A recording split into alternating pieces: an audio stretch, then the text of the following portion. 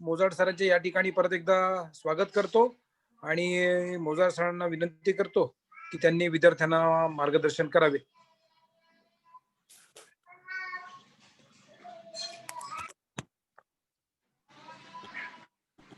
धन्यवाद सर. नमस्कार विद्यार्थी मित्र हो. कला विज्ञान आणि वाणिज्य महाविद्यालय मनमाड यांच्यातर्फे आयोजित हा 30 दिवसीय पोलीस भरती पूर्व मार्गदर्शन कार्यक्रम आणि या माध्यमातून आतापर्यंत आपण पोलीस भरतीच्या संदर्भात ज्या काही महत्त्वाच्या संकल्पना असतील, जे काही महत्त्वाचे मुद्दे असतील, जे काही थोडासा ओव्हरव्ह्यू जरी झाला तरी त्या विषयाचा एक गाभा किंवा विषयाचा एक बेस आपला क्लिअर व्हावा या दृष्टीने जे काही महत्त्वाचे मुद्दे असतील त्यांना स्पर्श करत आहोत. आणि त्या माध्यमातून पोलीस भरतीच्या दृष्टिकोनातून आपली परिपूर्ण तयारी कशी होईल किंवा तयारी करण्यासाठी कोणत्या डायरेक्शनने तयारी करावी किंवा कोणत्या माध्यमातून किंवा कोणत्या विषयामध्ये कोणते प्रश्न येण्याची शक्यता आहे किंवा विचारले जाऊ शकतात किंवा विचारले गेलेले आहे त्या संदर्भात थोडीफार चर्चा दररोज आपण करतो आहोत. आणि याच कडीतील किंवा याच साखळीतील किंवा याच सिरीज मधील आज आपण मात्र वेगळ्या विषयाची चर्चा करणार आहोत. पोलीस भरतीला जवळजवळ 25 मार्कला जो विषय विचारला जातो तो म्हणजे 100 मार्क पैकी 25 मार्क जवळजवळ मराठीला असतात, 25 मार्क गणिताला, 25 मार्क बुद्धिमत्ता चाचणी आणि साधारणतः 25 मार्कला जीएस असतं. पण जीएसचा प्रॉब्लेम असा आहे की जीएस मध्ये प्रचंड मोठ्या प्रमाणात स्प्रेड झालेला आहे सिलेबस. त्यामुळे तेवढ्या सिलेबस पर्यंत पोहोचणं किंवा तेवढा कन्सेप्ट क्लिअर होणं किंवा तेवढा जो आहे तो सिलेबस आपल्याला अंगीकृत किंवा अंगळवाणी पडणं, त्यासाठी आपण जीएसला जाणीवपूर्वक जास्त वेळ दिलेला आहे की घरी राहून तुम्ही थोडाफार मॅथ्स, रिझनिंग किंवा मराठी थोडाफार करू शकतात, कारण त्याचा सिलेबस थोडासा कॉम्पॅक्ट आहे किंवा थोडासा बांधबंदिस्ती झालेली आहे. पण जीएसच्या संदर्भात आपल्याला बरीच मेहनत घ्यावी लागते. ती मेहनत माझ्या परीने जी आहे ती मी तुमच्यासाठी घेतो आहे आणि तुम्हाला त्याला एक फॅमिलियर करून देणं किंवा त्याविषयी तुमचं बेसिक्स क्लिअर करणं, त्याविषयी आपला अजेंडा क्लिअर आहे. तर विद्यार्थी मित्र हो, आपण आज बघणार जे काही बोलतो ते तुम्हाला समजतं आहे किंवा तुम्ही त्याला काहीतरी रिॲक्शन देता आहे. मी बोलल्यानंतर तुमच्या मेंदूला, तुमच्या हृदयाला, तुमच्या शरीरामध्ये काहीतरी संवेदना निर्माण होत आहे. मग या बोलण्याचं आपलं जे काही माध्यम आहे ते ध्वनीचं माध्यम आहे. म्हणजे मूळ मुद्दा जो आहे तो माझ्या शरीरात जी काही ऊर्जा आहे त्या ऊर्जेच्या द्वारे काहीतरी माझ्या जिभेद्वारे, तोंडावाटे किंवा अशा प्रकारच्या माझ्या शरीरातून काहीतरी ध्वनी बाहेर पडत आहे आणि हे ध्वनी तुमच्या कानापर्यंत पोहोचत आहे आणि तुमच्या संवेदना त्या जागृत होत आहे किंवा त्याविषयी तुम्ही जे आहे ते काहीतरी आपले तर्क किंवा आपली बुद्धी वापरत आहे. म्हणजे मूळ मुद्दा मला जो काही सांगायचा आहे की भाषेची सुरुवात आहे ती ध्वनीच्या अध्ययनापासून सुरू होत असते आणि यानंतर जे आहे ते आपण जे काही ध्वनी व्यक्त करतो, म्हणजे ध्वनी तर सर्वांना आहे. ध्वनी जे आहे ते गाई गुरं असतील त्यांना सुद्धा ध्वनी असतात. तर अशा प्रकारचा जो काही कुत्रा असेल त्याला सुद्धा ध्वनी असतात. उंट सुद्धा जो आहे तो त्याचं रेकणं असेल किंवा अशा प्रकारचा सापाचा फुसफुस करणारा जो ध्वनी आहे ते सर्व हे ध्वनीचे प्रकार आहे. पण प्रत्येक ध्वनी म्हणजे भाषा नव्हे. भाषा म्हणजे काय आहे तर विचार व्यक्त करण्याचं साधन म्हणजे भाषा आहे. परीक्षेला प्रश्न विचारले जातात, what is mean by language किंवा भाषा म्हणजे काय, आणि मग खाली 4 ऑप्शन असू शकतात. त्यामध्ये मग आता पहिला मुद्दा मी सांगतो, विचार व्यक्त करण्याचं साधन म्हणजे भाषा आहे. तर अशा प्रकारचं विचार व्यक्त करण्याचं साधन म्हणजे भाषा. मग ध्वनी ना एक विशिष्ट अर्थ प्राप्त झाला तर त्याची भाषेमध्ये रूपांतर होता. म्हणजे मी जे काही मांडतो आहे ते तुमच्या हृदयापर्यंत, तुमच्या मेंदूपर्यंत, तुमच्या संवेदनांपर्यंत पोहोचत आहे. का पोहोचत आहे की आपल्याला मी जे काही बोलतो आहे ती भाषा तुम्हाला समजते आहे. की कुत्रा सुद्धा त्याच्या रेकण्यातून किंवा त्याच्या याच्यातून काहीतरी बोलतो आहे, काहीतरी ध्वनी व्यक्त करतो आहे, पण ते आपल्याला समजत नाही. कारण काय आहे की त्याची भाषा आपल्याला समजत नाही. म्हणजे विचार व्यक्त करण्याचं साधन मात्र वेगळं आहे. मग विचार व्यक्त करण्याचं साधन म्हणजे भाषा होय. खरं तर भाष या संस्कृत धातूपासून भाषा हा शब्द तयार झालेला आहे. मूळ मुद्दा मला जो काही सांगायचा, मी जे काही उच्चार करणार किंवा माझ्या तोंडातून जे काही बाहेर पडणार किंवा जो काही आवाज येणार तो जो आहे तो ध्वनी निर्माण होणार. दरवेळेस मग ध्वनी निर्माण करण्यासाठी तोंडातूनच ध्वनी निर्माण होणार असा मुद्दा नाही. मी इथे असं केलं तरी सुद्धा हा तुम्हाला आवाज ऐकू आला म्हणजे तो ध्वनी निर्माण झालेला आहे. म्हणजे असं करणं हे टक हा ध्वनी आहे, पण ती भाषा नाही. कारण त्यातून काही वेगळा अर्थ तुम्हाला अभिप्रेत झाला नाही की मी असं केलं मग वर्णमालेविषयी तुम्हाला भरपूर काही लगेच समजलं. असं केल्याने समजणार आहे का? नाही समजणार. ध्वनी ऐकू आला, नो प्रॉब्लेम. तुम्हाला ध्वनी अशा प्रकारचा आवाज ऐकू आला, पण तुम्हाला त्यातून अर्थ काहीच प्राप्त झाला नाही किंवा अर्थ काहीच मिळाला नाही. म्हणजे मग माझे विचार जर मला व्यक्त करायचे असतील तर ते विशिष्ट अशा सिस्टमॅटिक लँग्वेजद्वारे व्यक्त करावे लागतील. आणि पहिला मुद्दा मी सांगतो की मानवाच्या तोंडातून किंवा मानवाच्या जे आहे त्याचे काही आवाजाचे प्रकार आहेत त्यांना ध्वनी म्हणतात. आणि अशा प्रकारच्या ध्वनींना एक विशिष्ट अर्थ प्राप्त झाला तर त्याला भाषा असे म्हटले जाते. आणि अशा प्रकारची जी काही भाषा नावाची संकल्पना आहे ती भाषा किंवा लँग्वेज आपले विचार व्यक्त करण्याचं साधन आहे.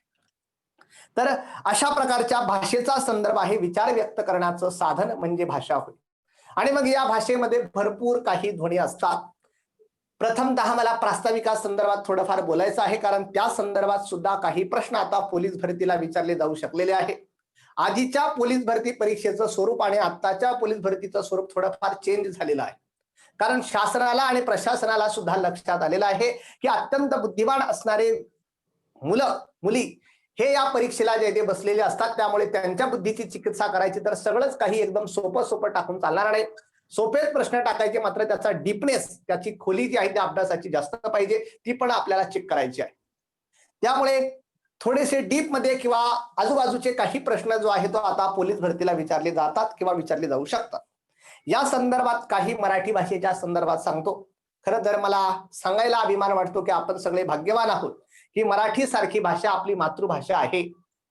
तर अशा प्रकारची मराठी सारखी भाषा आपली मातृभाषा आहे. आपण सगळे भाग्यवान आहोत, कारण मराठीमध्ये जो काही साहित्याचा ठेवा असेल, कथाकथन असेल, कविता असतील, जे काही अशा प्रकारचे अभंग असतील, ओव्या असतील, वेगवेगळं जे आहे ते साहित्य असेल ते इतकं ओतप्रोत भरलेलं आहे की त्या साहित्याचा जर चांगला अभ्यास केला तर आपलं जीवन एक वेगळ्या उंचीवर पोहोचून जाईल किंवा आपल्या विचारांना एक वेगळा अर्थ प्राप्त होईल. तो जो आहे तो या मराठी भाषेमुळेच. आज मी जे काही बोलतो आहे किंवा माझ्या ज्या काही संवेदना व्यक्त करतो आहेत त्या तुमच्यापर्यंत पोहोचत आहे. त्याचं कारण काय? माझी जी काही भाषा आहे ती भाषा तुम्हाला समजते आहे. म्हणजे भाषा हे विचारांचं आदान प्रदान करण्याचं माध्यम आहे किंवा विचार व्यक्त करण्याचं साधन सुद्धा आहे. मग त्यामुळे अशा प्रकारची आपली मराठी भाषा तर त्यामध्ये अत्यंत परिपूर्ण आणि अत्यंत जे आहे ते अशा प्रकारची विस्तृत अशी भाषा आहे. मग त्यामुळे मराठी भाषेविषयी काही माहित असणं गरजेचं आहे. असं सांगितलं जातं की मराठी भाषेचा पहिला पुरावा, असे काही प्रश्न विचारले जातात. त्या संदर्भात थोडक्यात 5-10 मिनिटात चर्चा करतो आणि मूळ आपला जो काही टॉपिक आहे वर्णमाला अल्फाबेट्स त्याच्याकडे जे ते वळणार आहोत. तर मूळ असं सांगितलं जातं की मराठी भाषेचा पहिला पुरावा असा सांगितला जातो साधारणतः 1039 साल आहे. म्हणजे 10वं शतक. आता 21वं शतक चालू आहे. 2020 पुढे चालू, 2020 संपून गेला आणि 2021 सध्या चालू आहे. म्हणजे 2020 चालू आहे. 2020 म्हणजे 2000 संपलं, 20वं शतक संपलं आणि 21वं शतक सध्या चालू आहे. 21व्या शतकाची 20 वर्ष कंप्लीट झालेली आहे. म्हणजे आता कंप्लीट होणार आहे पुढच्या 1-2 महिन्यात. म्हणजे याच्यापूर्वी 1000 वर्षांपूर्वी असं म्हटलं जातं की श्रवणबेळगोळ नावाचं एक ठिकाण आहे.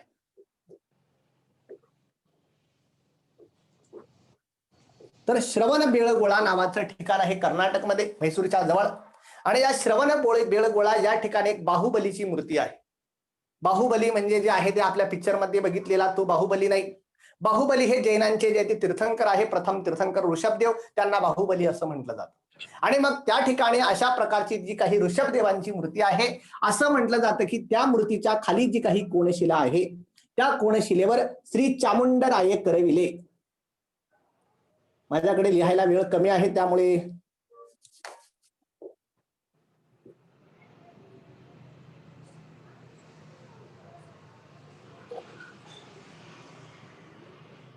तर श्री चामुंडराय करविले हा मराठी भाषेचा पहिला पुरावा समजला जातो. आता त्याच्याही पेक्षा जुने पुरावे शोधता आहे किंवा लिंकिंग लागते आहे, पण अजूनही हा चामुंडराय करविले हा श्रवणबेळगोळचा जो काही शिलालेख आहे त्यामध्ये हे जे वाक्य आहे तो मराठी भाषेतील सर्वात जुना पुरावा समजला जातो.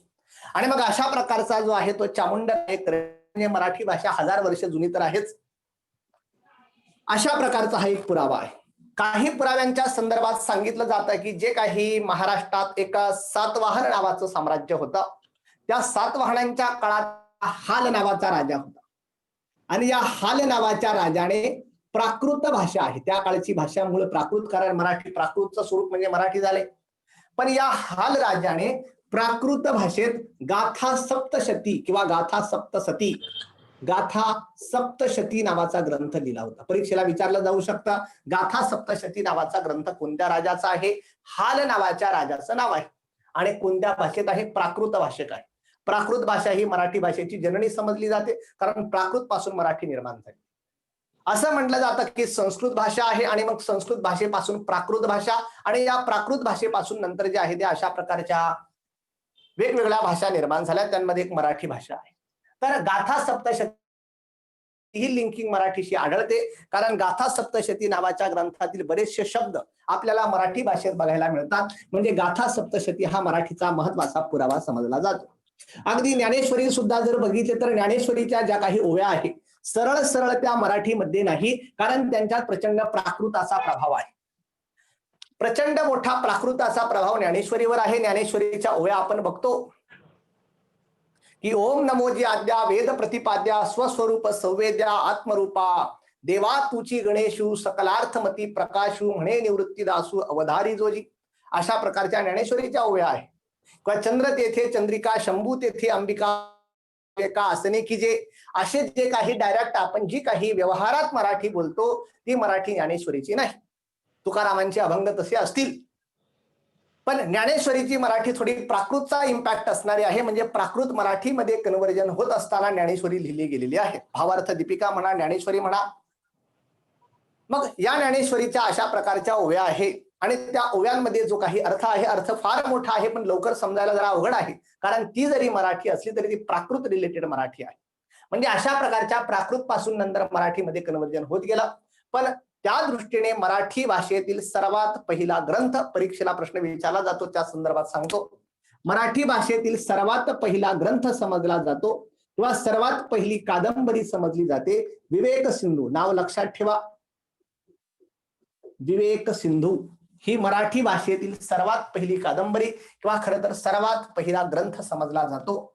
आणि हा विवेक सिंधू नावाचा ग्रंथ मुकुंदराज यांनी लिहिलेला आहे.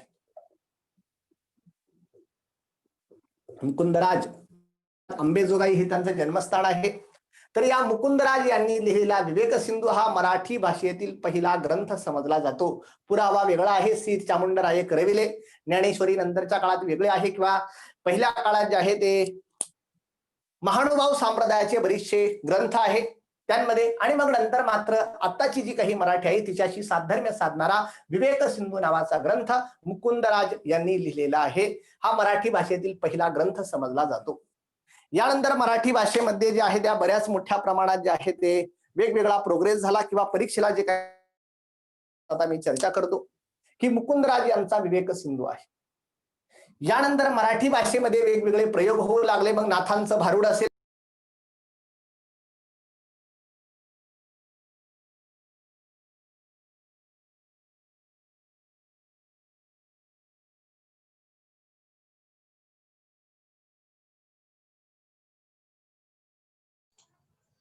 सर आपण अनम्यूट झाला सर. थँक्यू.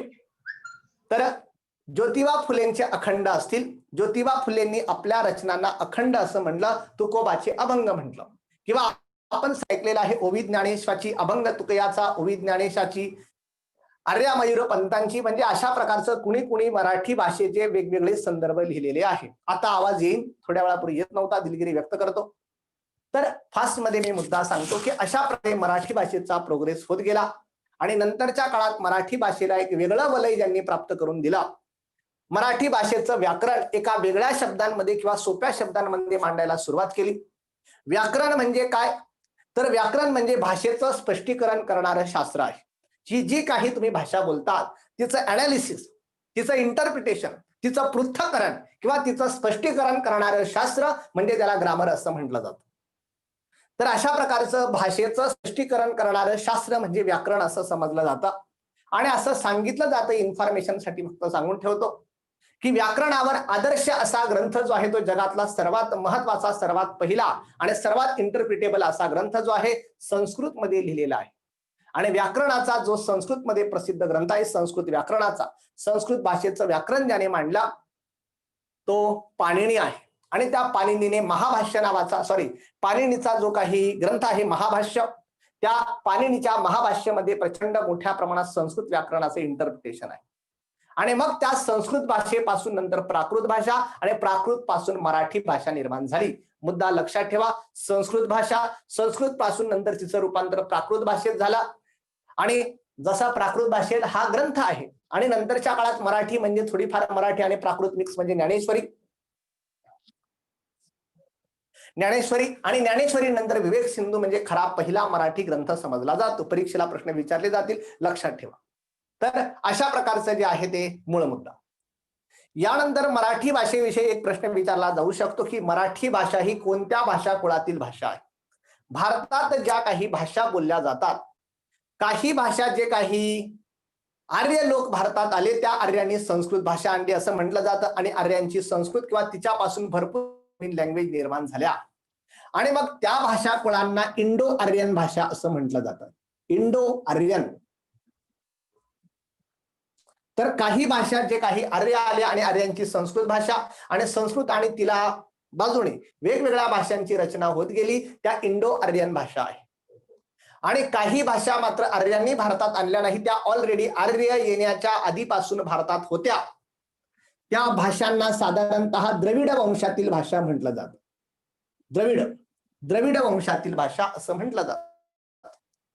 मग लक्षात आलं की आता जेव्हा भाषेचं इंटरप्रिटेशन किंवा अनालिसिस करतो तेव्हा लक्षात येतं की आपली हिंदी नावाची भाषा असेल, बिहारी नावाची भाषा असेल, भोजपुरी असेल, काश्मीरी असेल, भाषा असेल, या सर्व ज्या काही भाषा आहे, गुजराती आहे, या भाषा इंडो आर्यन कुळातील भाषा आहे. म्हणजे जर भाषा कोणत्या कुळातील भाषा आहे तर मराठी भाषा ही इंडो आर्यन कुळातील भाषा आहे. पण संस्कृत येण्याच्या आधी सुद्धा भारतात जी काही भाषा अस्तित्वात होती त्या द्रविड कुळातील काही भाषा होत्या आणि त्यांपैकी भारतातील सर्वात प्राचीन भाषा समजली जाते ती तामिळ भाषा आहे. परीक्षेला विचारलं तर लक्षात असू द्या, भारतातील सर्वात जुनी भाषा किंवा भारतातील सर्वात प्राचीन भाषा कोणती आहे? तामिळ. आणि मग तामिळ नंतर संस्कृत आहे आणि मग संस्कृत पासून प्राकृत आणि नंतर वेगवेगळ्या भाषा निर्माण झाल्या. इथे पण द्रविड जे आहे त्या द्रविड कुळातील पहिली तामिळ भाषा आहे आणि मग तामिळ नंतर संस्कृतचा पण प्रसार होत गेला. पण तामिळ नंतर मग तेलुगू, मल्याळम, कन्नड या ज्या काही भाषा आहेत त्या भाषा निर्माण होत गेल्या. म्हणजे अशा प्रकारच्या द्रविड कुळातील भाषा कोणत्या? तर द्रविड कुळातील तामिळ आहे, तेलुगू आहे, मल्याळम आणि कन्नड या द्रविड कुळातील भाषा आहे. आणि बाकी मुख्यतः ज्या काही भारतातील भाषा आहे, हिंदी असेल किंवा नंतरच्या काळात अरबी असेल, गुजराती असेल, या भाषा इंडो आर्यन कुळातील भाषा आहे. म्हणजेच सोपा मुद्दा, मराठी भाषा ही इंडो आर्यन कुळातील भाषा आहे कारण ती संस्कृत पासून निर्माण झालेली आहे आणि संस्कृत भाषा खरं तर आर्यांची भाषा अशी समजली जाते. असे एक दोन प्रश्न मराठी भाषेविषयी विचारले जातात. पण नंतरच्या काळात आपल्या लक्षात येतं की व्याकरण म्हणजे भाषेचं स्पष्टीकरण करणारं शास्त्र आहे. भाषा तर आपण बोलतो पण तिचं स्पष्टीकरण किंवा तिचं अनालिसिस आपण जास्त भानगडीत पडत नाही. त्यामुळे मराठी भाषेचं स्पष्टीकरण मांडायला सुरुवात केली आणि दादोबा पांडुरंग तरखडकर नावाचे जे काही महाराष्ट्रातील महान समाज सुधारक आहे, दादोबा पांडुरंग तरखडकर यांनी दादोकृत नावाचा प्रथम एक ग्रंथ लिहिला होता आणि नंतर त्यांनी मराठी भाषेची वेगवेगळी व्याकरणाची पुस्तकं लिहिली किंवा तिचं इंटरप्रिटेशन केलं की हा शब्द असाच कसा काय, हा शब्दाला जे आहे ते हेच का लावतात किंवा ह्या शब्दाचा अन्वयार्थ किंवा अनालिसिस असंच कसं काय आहे. त्या संदर्भात त्यांनी काही विचार प्रथमतः मांडले आणि मराठी भाषेचं व्याकरण प्रथमतः दादोबा पांडुरंग तरखडकर यांनी अशा प्रकारचा व्यक्त केला. म्हणून दादोबा पांडुरंग तरखडकर परीक्षेला प्रश्न विचारला जातो, मराठी भाषेचे पाणिनी कुणाला म्हणतात?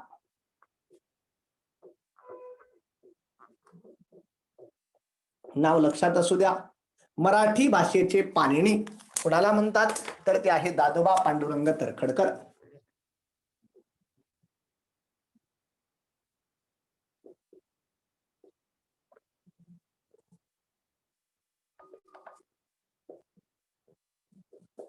तर मराठी भाषेचे पाणिनी दादोबा पांडुरंग तरखडकर यांना म्हणतात.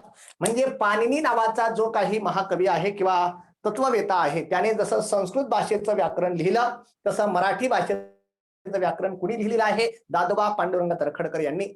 म्हणजे अशा प्रकारचा हा पाणिनी आहे. त्या पाणिनीने महाभाष्य नावाचा ग्रंथ लिहिला आणि त्यामध्ये जे आहे ते व्याकरणाचं जे आहे ते संपूर्ण विवेचन केलेलं आहे. सॉरी, पाणिनीचा ग्रंथ माझा चुकला, दिलगिरी व्यक्त करतो. पाणिनीचा ग्रंथ आहे अष्टाध्यायी नावाचा ग्रंथ आहे. अष्टाध्यायी पाणिनीने व्याकरणावर जो काही ग्रंथ लिहिला, प्रश्न तुम्हाला असणार नाही पण माझ्याकडून चुकीची इन्फॉर्मेशन जायला नको म्हणून क्लिअर करतो की पाणिनीने संस्कृतच्या व्याकरणावर जो काही ग्रंथ लिहिला त्याचं नाव आहे अष्टाध्यायी. आणि मग नंतर पाणिनीचा जो काही अष्टाध्यायी नावाचा ग्रंथ आहे त्याचं परत इंटरप्रिटेशन नंतर पतंजलीने केलं. पतंजली आता घराघरात पोहोचलेला आहे. मग पतंजलीने मग पाणिनीच्या अष्टाध्यायीवर जो ग्रंथ लिहिला त्याचं नाव महाभाष्य होतं. जाऊ दे, आता माझा मुद्दा मूळ चाललेला आहे. दादोबा पांडुरंग तर्खडकर मराठी भाषेचे पाणिनी असं म्हटलं जातं. यानंतर जो काही प्रश्न विचारला जातो की मराठी भाषा एक पॉवरफुल भाषा आहे, मराठी भाषा एक समृद्ध भाषा आहे, त्यामुळे मराठी भाषेची खरी दादागिरी, मराठी भाषेची खरी ताकद किंवा मराठी भाषेचं खरा अस्तित्व ज्यांच्या लेखनाने आपल्या सर्वांना कळलं किंवा मराठी भाषा म्हणजे जर मराठी भाषेची फायनसी, प्रत्येक भाषेची फायनसी असते, मराठी भाषेची फायनसी विचारूच नका की कधी पण तुम्ही इंग्रजी भाषा बघा, खरंच इंग्रजी भाषेची फायनसी आहे. गुजराती भाषा, गुजराती भाषेमध्ये गुजराती सेठ दलाल कोण असतील त्यांची भाषा आहे का एकदम नम्रपणे बोलणार. इंग्रजी भाषा तर फायनसीच्या बाबतीत अत्यंत प्रसिद्ध आहे. ओके, सॉरी, अपोलोजाइज, म्हणजे असे नम्रतापूर्वक शब्द जे आहे ते इंग्रजी भाषेत तुम्हाला दिसतील. पण मूळ मुद्दा जो आहे की मराठी भाषेची फायनसी म्हणजे शक्यतो नम्रतापूर्वक शब्द फार कमी आहे, पण जे काही आहे ते एकदम दरडावून बोलायचं असेल तर मराठी भाषा जबरदस्त आहे. अगदी सोप्या शब्दात सांगायचं शिव्या द्यायच्या असतील तर मराठी सारखे शब्द कुठे सापडणार नाही. म्हणजे मराठी भाषा जबरदस्त आहे. मराठी भाषेची फायनसीच वेगळी आहे. मूळ मुद्दा मला सांगायचा की प्रत्येक भाषेची फायनसी असते. म्हणजे मराठी भाषा जर तुम्हाला खरंच किती समृद्ध आहे किंवा किती अशा प्रकारची जबरदस्त आहे हे जर तुम्हाला बघायचं असेल तर मूळ मुद्दा असा सांगितला जातो की जशी महाराष्ट्राची ओळख म्हणजे छत्रपती शिवाजी महाराज आहे, तसं मराठी भाषेच्या लँग्वेजच्या संदर्भात मराठी भाषा ज्यांनी समृद्ध बनवली किंवा मराठी भाषेचा अभिमान जागृत महाराष्ट्रामध्ये केला, मराठी भाषेचा महाराष्ट्रीयन लोकांना अभिमान जागृत करणारे आहे विष्णू शास्त्री चिपळूणकर. मराठी भाषेचा अभिमान किंवा मराठी भाषेची ताकद ज्यांनी महाराष्ट्राला आणि सगळ्या जगाला दाखवून दिली ते आहे विष्णू शास्त्री चिपळूणकर.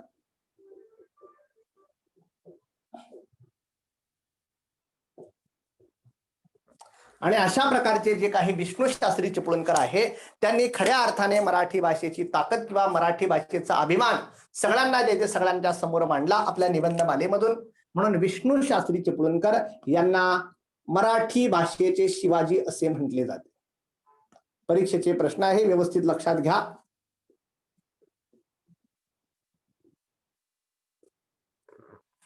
मराठी भाषेचे शिवाजी असे कुणाला म्हटले जाते? नाव आहे विष्णू शास्त्री चिपळूणकर. निबंधमाला हा त्यांचा ग्रंथ आहे. तर विष्णू शास्त्री चिपळूणकर यांना मराठी भाषेचे शिवाजी असे म्हटले जाते. यानंतर पुढचा मुद्दा आहे, खरं तर या विष्णू शास्त्री चिपळूणकरांचे जे काही वडील आहे, एखादा प्रश्न विचारला जाऊ शकतो.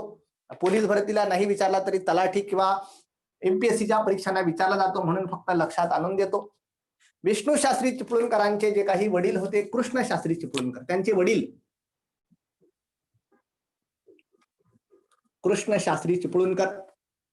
आणि या कृष्ण शास्त्री चिपळूणकरांनी सुद्धा मराठी भाषेला एक वेगळं वैभव प्राप्त करून देण्यासाठी प्रचंड कष्ट केले. जसे इंग्रजी भाषेला एक वेगळी स्टेटस किंवा इंग्रजी भाषेचं एक वेगळं अस्तित्व निर्माण करण्यासाठी जॉन्सन नावाच्या तत्वज्ञाने प्रयत्न केले, तसे मराठी भाषेला एक वेगळा स्टेटस किंवा एक वेगळी ओळख प्राप्त करून देण्याचे प्रयत्न कृष्ण शास्त्री चिपळूणकर यांनी केलेले होते. त्यामुळे कृष्ण शास्त्री चिपळूणकर यांना मराठीचे जॉन्सन असे म्हटले जाते. मराठी भाषेचे जॉन्सन, जॉन्सन नावाचा इंग्रजी तत्ववेत्ता आहे. तर मराठीचे जॉन्सन असं कुणाला म्हणतात जर असा प्रश्न आला तर कृष्ण शास्त्री चिपळूणकर नाव आहे. मराठी भाषेचे शिवाजी कुणाला म्हणतात तर विष्णू शास्त्री चिपळूणकर नाव आहे. मराठी भाषेचे पाणिनी कुणाला म्हणतात तर दादोबा पांडुरंग तर्खडकर हे महत्वाची नाव आहे. तर अशा प्रकारचे जे आहे ते मराठी भाषेच्या संदर्भात असणारे महत्वाचे मुद्दे किंवा मराठी भाषेच्या संदर्भात असणारे ही मूळ मुद्दे. यानंतर भारत सरकारचा आता एक म्हणजे मनमोहन सिंग जेव्हा पंतप्रधान झाले त्या मनमोहन सिंगांना महत्वाचा पाठिंबा करुणानिधींच्या पक्षाचा होता. द्रमुक नावाचा पक्ष आहे, द्रविड मुन्नेत्र कळघम. आणि या द्रमुक नावाच्या पक्षाचं म्हणणं होतं की आमची जी काही तामिळ नावाची लँग्वेज आहे ती भारतातली सर्वात जुनी लँग्वेज आहे आणि त्या भाषेला काहीतरी प्रतिष्ठा मिळावी किंवा सगळ्या भारतातील विद्यापीठांमध्ये ती भाषा शिकवली जावी. म्हणून काहीतरी प्रोव्हिजन करा. म्हणून मग त्या पक्षाच्या नेत्यांच्या पुढाकाराने मनमोहन सिंग सरकारने अभिजात भाषेचा दर्जा देण्याची सुरुवात केली, क्लासिकल लँग्वेज. आणि मग एखादा प्रश्न पोलीस भरतीला विचारला जाऊ शकतो, फक्त संदर्भ सांगून पुढे जातो, की अभिजात भाषेचा दर्जा, की एखादी भाषा अभिजात भाषा आहे. म्हणजे एखाद्या भाषेला जेव्हा अभिजात भाषेचा दर्जा जेव्हा केंद्र सरकार देईन, तेव्हा ती भाषा जी आहे ते अगदी 2000 वर्षापासून बोलली जाते आहे. त्या भाषेचं साहित्य अत्यंत समृद्ध आहे आणि मग त्या भाषेच्या विकासासाठी सरकार अनुदान किंवा ग्रँट सुद्धा देईल आणि ती भाषा महत्वाच्या सगळ्या सेंट्रल युनिव्हर्सिटीज मध्ये सुद्धा शिकवली जाईल किंवा त्या भाषेचं एक वेगळं अध्यासन असेल. अशा प्रकारचा दर्जा जो आहे तो दर्जा अभिजात भाषेचा दर्जा देण्यास सुरुवात केली. परीक्षेला प्रश्न विचारला जाऊ शकतो, भारतात सर्वात प्रथम अभिजात भाषेचा दर्जा कोणत्या भाषेला मिळाला? सांगा. भारतात सर्वांत प्रथम अभिजात भाषेचा दर्जा कोणत्या भाषेला मिळालेला आहे? प्रयत्न करा सांगण्याचा, चुकलं तरी हरकत नाही. Very good. तर भारतात सर्वात प्रथम अभिजात भाषेचा दर्जा तामिळ भाषेला मिळालेला आहे. तामिळ. आणि मग अशा प्रकारची तामिळ आहे. त्याचबरोबर नंतरच्या काळात मल्याळम, नंतर दुसरा दर्जा जो आहे तो संस्कृत भाषेला मिळाला. पहिली तामिळ आहे, दुसरी संस्कृत आहे. आणि मग त्यानंतर मल्याळम आहे, त्यानंतर कन्नड आहे, तेलुगू आहे आणि नंतर उडिया नावाची जी काही भाषा आहे, ओरिसाची भाषा उडिया, त्या उडिया भाषेला सुद्धा अशा प्रकारचा दर्जा मिळालेला आहे. मराठी भाषेला सुद्धा तो क्लासिकल लँग्वेज किंवा अभिजात भाषेचा दर्जा मिळावा यासाठी सगळे पुरावे सादर करावे लागतात. त्यामुळे पुरावे शोधण्याचं किंवा खरंच मराठी भाषा आमची सुद्धा एवढी समृद्ध आहे आणि एवढी जुनी आहे, 2000 वर्षांपासून बोलली जाणारी, याचे सुद्धा पुरावे शोधण्याचं काम चालू आहे. आणि परीक्षेला प्रश्न विचारला जाऊ शकतो, मराठी भाषेला अभिजात भाषेचा दर्जा मिळावा यासाठी महाराष्ट्र शासनाने कोणती समिती नेमलेली आहे? मराठी भाषेला अभिजात भाषेचा दर्जा मिळावा यासाठी महाराष्ट्र शासनाने प्राचार्य रंगनाथ पठारे समिती नेमलेली आहे. रंगनाथ पठारे नावाचे साहित्यिक आहे आणि या रंगनाथ पठारे या समितीकडे काम दिलेलं आहे की असे पुरावे शोधा, सगळं जे आहे ते डॉक्युमेंटेशन व्यवस्थित करा आणि केंद्र सरकारला प्रपोजल सादर करा की मराठी भाषेला क्लासिकल लँग्वेजचा दर्जा द्या, कारण आमची सुद्धा भाषा तेवढी जुनी आणि तेवढी समृद्ध आहे. परीक्षेला जर प्रश्न विचारला अभिजात भाषा म्हणजे काय, लक्षात आलं असेल. पहिला दर्जा कोणाला मिळाला तर ही भाषा आहे, कोणकोणत्या भाषांना मिळाला तर सांगितलेलं आहे. आणि मराठी भाषेला अभिजात भाषेचा दर्जा मिळावा म्हणून कोणती समिती स्थापन केलेली आहे? रंगनाथ पठारे समिती आहे. तर अशा प्रकारचं अभिजात भाषेविषयी महत्वाचे मुद्दे आहे किंवा त्या संदर्भात विचारले जाणारे प्रश्न आहे. यानंतर मी बोलतो आहे नो प्रॉब्लेम, मी मराठी भाषा बोलतो आहे, तुम्हाला समजते आहे, म्हणजे आपली भाषा ही आपल्या विचारांचं देवाणघेवाण करण्याचं माध्यम आहे, नो प्रॉब्लेम. परंतु मूळ मुद्दा आहे मराठी भाषा लिहिण्याची एक, प्रत्येक भाषा लिहिण्याची एक पद्धत असते आणि भाषा ज्या पद्धतीने लिहिली जाते तिला लिपी असं म्हटलं जातं. म्हणजे भाषा लिहिली जाते अक्षरांच्या स्वरूपात, तिला लिपी असं म्हटलं जातं. मग अशा प्रकारचे जे काही भाषेचे वर्ण असतात, वर्णांच्या बाबतीत मी नंतर विचार करणारच आहे, पहिले बेसिक्स काही क्लिअर करून घेतो की भाषा ज्या पद्धतीने लिहिली जाते ती लिपीच्या स्वरूपात लिहिली जाते. आणि मराठी भाषा कोणत्या लिपीमध्ये लिहिली जाते तर मराठी भाषा देवनागरी लिपीमध्ये लिहिली जाते. मराठी भाषा ही देवनागरी लिपीमध्ये लिहिली जाते. मग अशा प्रकारची आपली लिपी आहे देवनागरी लिपी. पण याच देवनागरी लिपीमध्ये लिहिली जाणारी मराठी भाषा, तिच्या अजून काही नवीन लिपी सुद्धा निर्माण झाल्या की काहींनी देवनागरी लिपीमधून जे आहे ते ब्राह्मी नावाची लिपी तयार केली, काहींनी या देवनागरी लिपीच्या स्वरूपातून खारोष्टी नावाची लिपी तयार केली, काहींनी या देवनागरी लिपीच्या माध्यमातून एक वेगळं तिला काही स्वरूप देऊन पाली नावाची भाषा किंवा पाली नावाची लिपी तयार केली. आणि नंतरच्या काळात जो प्रश्न परीक्षेला विचारला जाऊ शकतो की छत्रपती शिवाजी महाराजांचा इतिहास असेल किंवा यादव साम्राज्य आहे, तो यादव साम्राज्य, नंतरच्या काळात छत्रपतींचा इतिहास असेल आणि नंतर पेशव्यांचा इतिहास असेल, त्या पेशवे दप्तर किंवा इतिहासाचा अभ्यास करताना मराठी भाषेची जी काही लिपी आहे ती मोडी लिपी आपल्याला सापडते. आणि मग अशा प्रकारची मराठी भाषा देवनागरी लिपीच आहे, पण देवनागरी लिपीमध्ये लिहिलेली मराठी भाषा त्या अक्षरांना मुरड करून लिहिण्याची भाषा आहे. म्हणजे उ लिहायचा तर तो असा लिहायचा नाही, तर तो उ जो आहे तो उ लिहिताना असा लिहायचा, मग ए असा लिहायचा. अशा प्रकारची भाषेला मुरड करून लिहिणारी भाषा आहे. भरपूर काही मुद्दे आहेत, पण अशा प्रकारची जी काही भाषेला मुरड करून, मराठीच भाषा आहे परंतु ती वेगळ्या प्रकारे लिहिली जाते म्हणून तिला वेगळी लिपी असं म्हटलं जातं. ती लिपी आहे मोडी लिपी. आणि जर यदा कदाचित परीक्षेला प्रश्न विचारला की मोडी लिपीचा शोध कुणी लावला, मोडी लिपी, तर मोडी लिपीचा शोध यादव साम्राज्याचा एक प्रधान होता. यादव साम्राज्य जे आहे, यादव साम्राज्याचा प्रधान आहे हेमाद्री. अत्यंत हुशार आणि विद्वान माणूस आहे. वेगवेगळ्या इतिहासकारांनी त्याच्याविषयी वेगवेगळे मत व्यक्त केलेले आहे. पण यादव साम्राज्याचा एक प्रधान हेमाद्री, त्याला लक्षात आलं की सरकारी दस्तऐवज, गव्हर्नमेंट डॉक्युमेंट बरेच फास्ट मध्ये लिहावे लागतात. मराठी भाषा एवढी फास्ट लिहिता येत नाही देवनागरी लिपीमध्ये. म्हणून मराठी भाषेला जे मुरड घालून, म्हणजे शब्दांमध्ये असा गॅप ठेवायचा नाही, सगळे शब्द एकमेकाला जोडून फास्ट मध्ये लिहायचे. म्हणजे एकदा पेन सुरू केला की पूर्ण लाईन संपसर उचलायचाच नाही, गॅप पण सोडायची गरज नाही. आणि अशा प्रकारचा शब्द जे आहे ते वेगवेगळे लिहायची गरज नाही. अशा प्रकारची त्याने भाषेला मुरड घालून लिहिण्याची वेगळी भाषा जी लिपी निर्माण केली, त्याला मोडी लिपी म्हणतात. याच हेमाद्रीने महाराष्ट्राची जी काही मंदिरांची शैली आहे, हेमाडपंथी मंदिरांची शैली, महाराष्ट्रातील जर तुम्ही मंदिरं बघितली, त्र्यंबकेश्वराचं मंदिर बघा, काळाराम मंदिर बघा, अगदी जे ते झोडगे जे काही आहे ते मालेगाव तालुक्यात तिथलं मंदिर बघा, किंवा तुळजाभवानीचं मंदिर बघा, पंढरपूरचं मंदिर बघा, अशी जी काही भीमाशंकरचं मंदिर बघा, काळ्या दगडात अशा प्रकारची जी काही बनवलेली मंदिरांची शैली आहे, त्या हेमाडपंथी मंदिर शैलीचा शोधही हेमाद्रीनेच लावलेला आहे. आणि ह्या मोडी लिपीचा शोधही हेमाद्रीने लावलेला आहे. आणि मराठी इतिहास, महाराष्ट्राचा इतिहास जो आहे तो मोस्ट ऑफ द, दिसत नाही का क्लिअर? एक मिनिट होल्ड करा.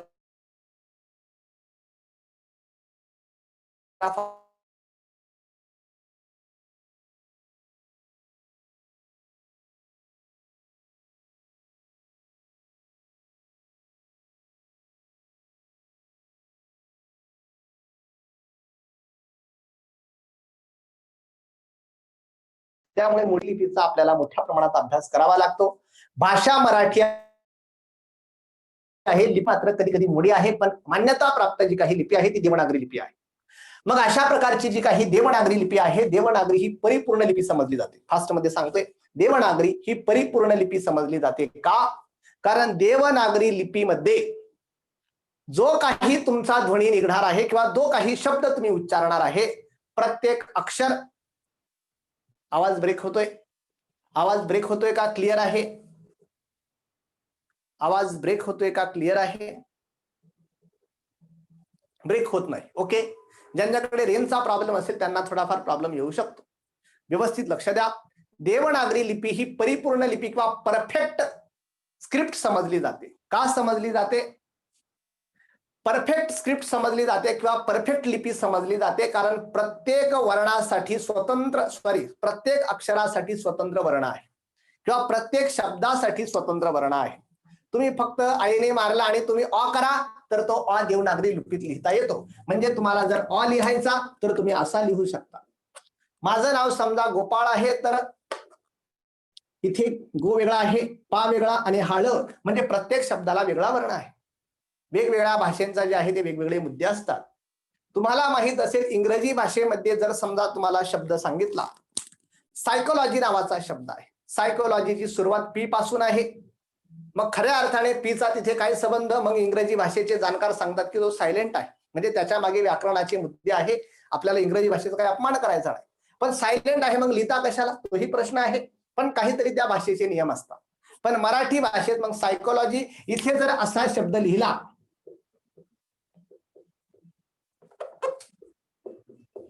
तर याचं बरोबर उच्चारण सायकोलॉजी असंच होणार आहे.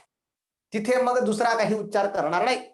मी एकदा गंमत सुद्धा सांगितली होती पहिल्या लेक्चरला की अशा प्रकारचे काही विद्यार्थी भेटतात की जे आहे ते भाषेचा एकदम प्रॉब्लेमच करून टाकतात, कारण भाषेचं ग्रामर त्यांना माहित नसतं.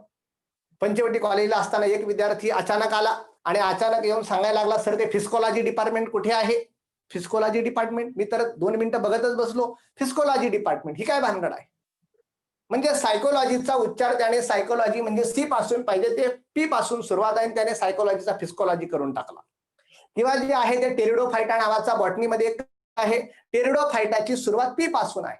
म्हणजे इंग्रजीमध्ये ते गोंधळ होऊ शकतात. ळ, माझं नाव गोपाळ आहे, तर इंग्रजीमध्ये ळ या वर्णाला जागाच नाही. ळ या वर्णासाठी काय लिहिणार? ल साठी इंग्रजीमध्ये अक्षर आहे एल, नो प्रॉब्लेम. पण ळ साठी काय आहे? मग ळ साठी ते म्हणतात एलच लिहा.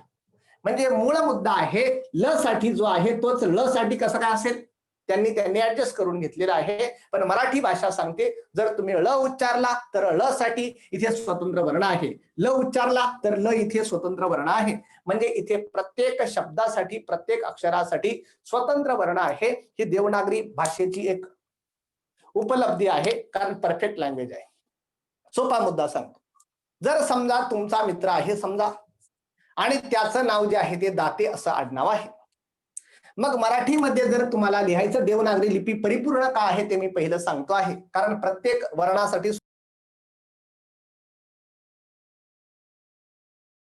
देवनागरी लिपी आहे.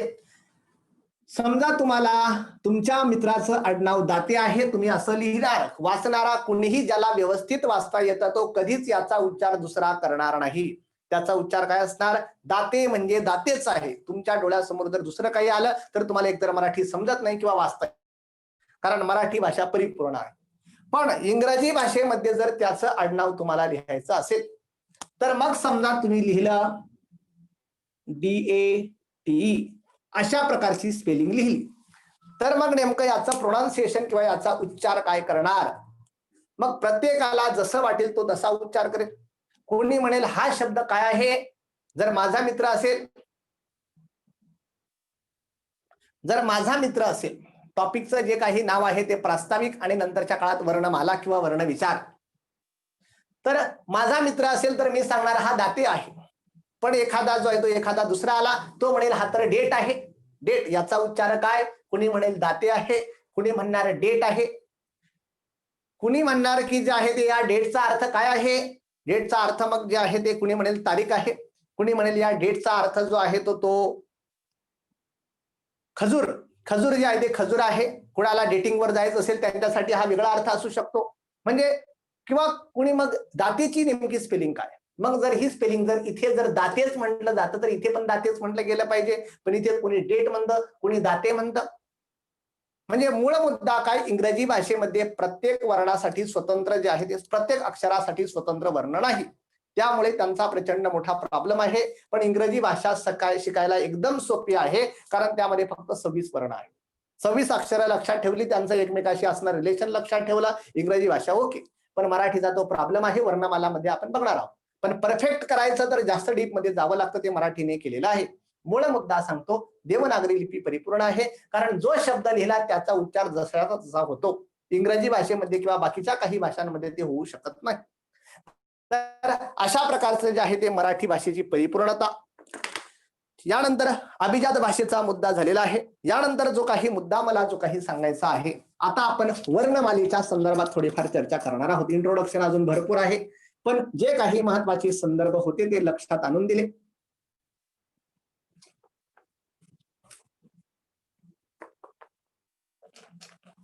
आता आपण मराठीचे अल्फाबेट्स किंवा वर्णमाला 5 दिवस आहे आपल्याकडे. 5 दिवसात जवळजवळ सगळे टॉपिक कसे कव्हर होतील तो आपला संदर्भ आपला आहे. मग मराठी भाषेची वर्णमाला म्हणजे मराठी अल्फाबेट्स. मग आपल्याला माहित आहे इंग्रजीमध्ये 26 अल्फाबेट्स आहे, पण मराठीमध्ये त्याच्या डबल अल्फाबेट्स आहे किंवा डबल अशा प्रकारची जी आहे ती वर्ण आहे. तर मराठी भाषेमध्ये आता लेटेस्ट सगळे आकडे मी सांगणार आहे, त्यामुळे व्यवस्थित लक्ष द्या. लेटेस्ट जे काही महाराष्ट्र शासनाने सर्क्युलर काढून जाहीर केलेले आहे, पेपरमध्ये प्रश्न आला तर त्यानुसारच उत्तर द्यावी लागतील, त्यामुळे व्यवस्थित लक्ष द्या. मराठी भाषेचे जे काही वर्ण आहे, मग आपण बघितलं की भाषा म्हणजे विचार व्यक्त करण्याचं साधन आहे. भाषा म्हणजे विचार व्यक्त करण्याचं साधन आहे. आणि आपण जेव्हा तोंडावाटे अशा प्रकारची भाषा किंवा विचार व्यक्त करतो, तोंडावाटे व्यक्त किंवा बाहेर पडणाऱ्या मूलध्वनींना आपण वर्ण असे म्हणतो. पहिला मुद्दा लक्षात ठेवा, तोंडावाटे बाहेर पडणाऱ्या ध्वनींना